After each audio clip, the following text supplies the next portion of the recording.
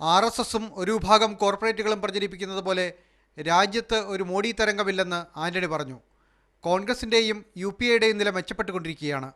ഒരുപക്ഷെ ഇന്നത്തെ ഞങ്ങളുടെ മുന്നണികൾ മാത്രം ഭൂരിപക്ഷം തയ്ക്കാൻ സാധിക്കുന്നില്ല. പക്ഷേ അതിന് ഈ ഇലക്ഷൻ കാലത്ത് കോൺഗ്രസിനോട് സഖ്യമില്ലാത്ത പല കക്ഷികളും പോലും ഇലക്ഷന് ശേഷം ഒരു വൻ വിപത്ത് ഒഴിവാക്കാൻ വേണ്ടി, ഒരു സർവനാശം ഒഴിവാക്കാൻ വേണ്ടി കോൺഗ്രസുമായി സഹകരിക്കുന്ന വിശ്വാസക്കാരാണ്. CPMന്റെ ബഹുജന അടിത്തറ ചുരുങ്ങിക്കൊണ്ടിരിക്കുകയാണ്. മാർക്സിസ്റ്റ് പാർട്ടിക്ക് ഇടതുപക്ഷത്തിന് നരേന്ദ്രമോദി അധികാരത്തിൽ വരാതിരിക്കണമെന്നാണ് താല്പര്യമെങ്കിൽ അവരും ചെയ്യേണ്ടത് ഈ കോൺഗ്രസ് വിരോധമൊക്കെ ഉപേക്ഷിച്ച് കോൺഗ്രസ് നേതൃത്വം അംഗീകരിച്ചുകൊണ്ട് കോൺഗ്രസുമായി സഹകരിക്കാറ്.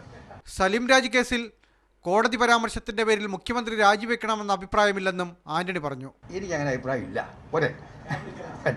UDF സ്ഥാനാർത്ഥികൾക്ക് വേണ്ടിയുള്ള തെരഞ്ഞെടുപ്പ് പ്രചാരണത്തിനായാണ് ആന്റണി കേരളത്തിലെത്തിയത്. നാളെ കാസർഗോഡ് മുതൽ ഏപ്രിൽ 8 തിരുവനന്തപുരം വരെയുള്ള പ്രചാരണ യോഗങ്ങളിൽ ആന്റണി പങ്കെടുക്കും. മീഡിയ 1 തിരുവനന്തപുരം.